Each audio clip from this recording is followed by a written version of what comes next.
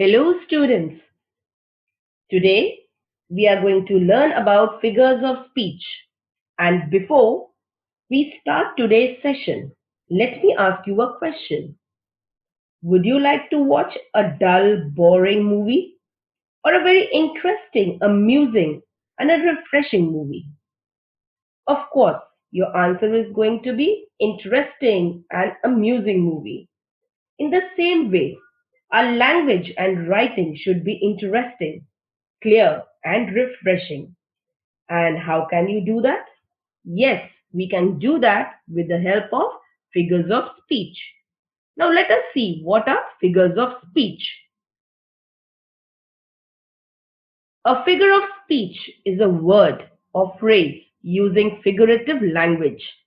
Language that has other meaning than its normal definition. In other words, figures of speech rely on implied or suggested meaning rather than a dictionary definition. In other words, we can say that figures of speech are figurative language. They add color to your language. They are like decorations. Like we all like to decorate our home. And when we decorate our home, it adds beauty. It gives us a new vision. In the same way, if we add figures of speech in our writing, it adds color to our writing. It becomes more interesting. Now let us see the importance of figures of speech. Figures of speech simply add color to the English language. It also adds flavor to writing and makes the experience of reading so much more enjoyable.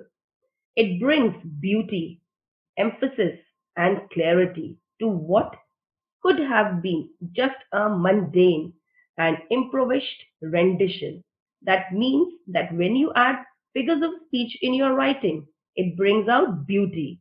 It doesn't look boring or dull. Your writing enhances with the help of figures of speech. Now let us see some common figures of speech. Some common figures of speech are simile, metaphor, personification, alliteration, hyperbole, idioms, onomatopoeia, and there are many more figures of speech. But today we are going to do some figures of speech which we commonly use. Now let us see the first figure of speech. It's simile. A simile directly compares two different things or unrelated things. The simile usually is a phrase that begins with the words as or like.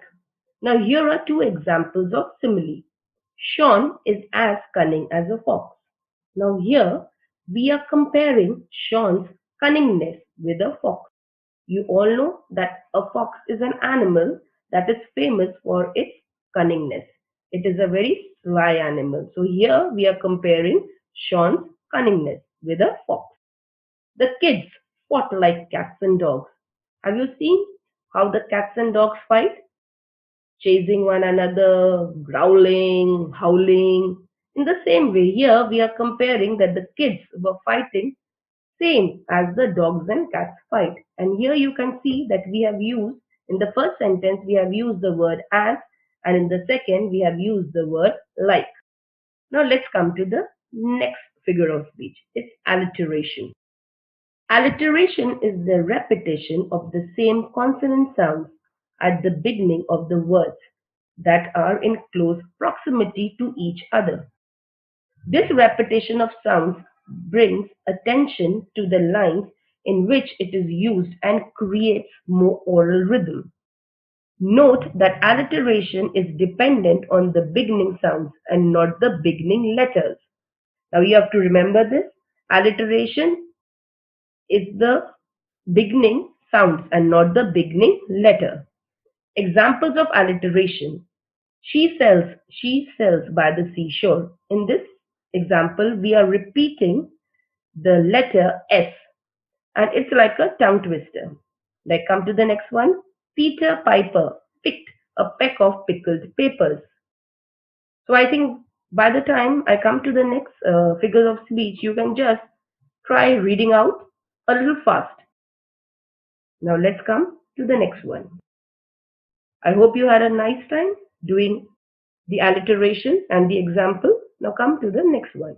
Repetition. Repetition is a literary device that repeats the same words or phrases a few times to make an idea clearer and memorable.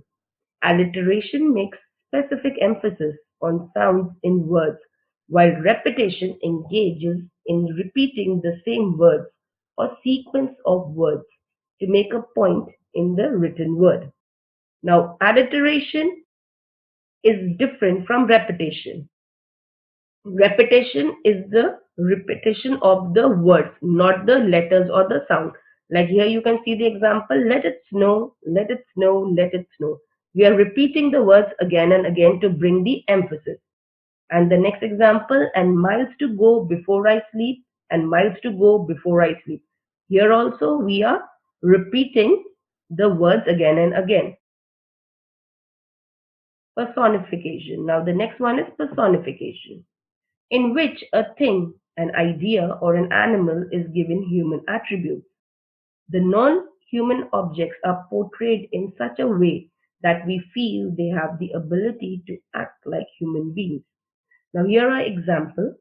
My alarm clock yells at me to get out of the bed every morning. Here, the alarm clock is given a human attribute. Like the alarm clock is yelling at you, is shouting at you that you have to come out of your bed because it's time and it's morning. The moon played hide and seek with the clouds. Here, the moon again is given a human quality, that it is playing hide and seek with the clouds, like it's going behind the clouds, coming out of the clouds, in the same way as we play hide and seek. And if you remember the poem which we have done, The Squirrel, in that poem also the poet has used this personification. Can you recall the line? An overcoat of grey. This line is a personification because the poet is giving a human quality to the coat by saying that the squirrel looks like wearing a overcoat of grey. Hyperbole. It means excess that uses extreme exaggeration to make a point or show emphasis. Hyperbole. Now you have to be careful with the pronunciation because the spelling is a little different, but the pronunciation is hyperbole. Is an unreal exaggeration to emphasize the real situation. It has a humorous effect created by an overstatement. Here you can see an example. I'm so hungry that I could eat a horse. Now, can you even imagine eating a horse? But here you are exaggerating your hunger. You are saying that I'm so hungry that I can eat whatever comes my way. You are exaggerating your hunger. In the same way, I told my sister a million times not to do that. You cannot possibly say something a million times. But here you are exaggerating your emotion that you have been telling your sister a million times not to do that.